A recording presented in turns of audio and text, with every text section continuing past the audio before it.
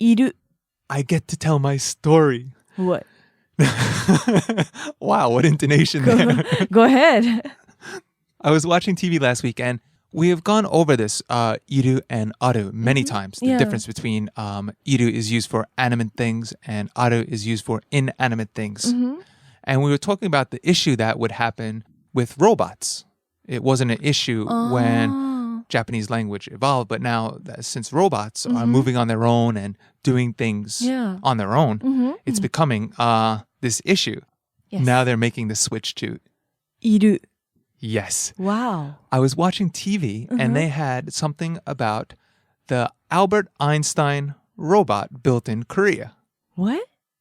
Korea? Yeah, Korea. At a famous university in Korea, they built a robot. And as its head, Yes. they put an Albert Einstein head on it. You mean, the features? Yeah, it's It like, looks like him? yes, exactly like him. That's queer. Queer. I mean, that's strange.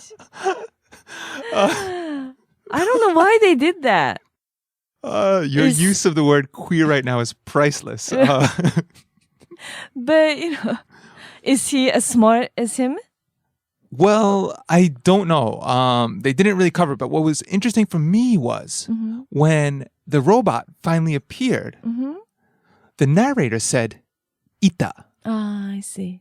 which is you'll get to this in a later lesson, but the plain past of the verb iru, to exist for animate things, Yeah, right. usually living. So I wasn't sure if it was because it was featured like Albert Einstein or it was moving on its own because it walked out and introduced itself Wow. with Ain. Don't even ask who programmed it, but maybe you could tell us a little about Ain.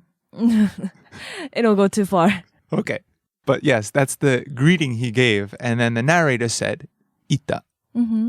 So I found it very, very interesting. And I wasn't sure if it was the facial features, the movement on its own, or what it was. But yes, the verb iru was applied to this robot. Right.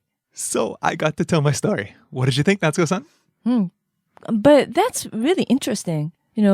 Language application will change. Yeah, that's what I thought too. Yeah.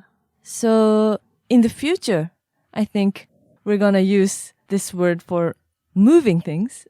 Yeah, I don't know. What about if they freeze you, Natsuko-san? What? Like to preserve the body so they can revive you 1,000 years later. Oba-san wa iru yo? Grandma is... Pretty hard. She's there.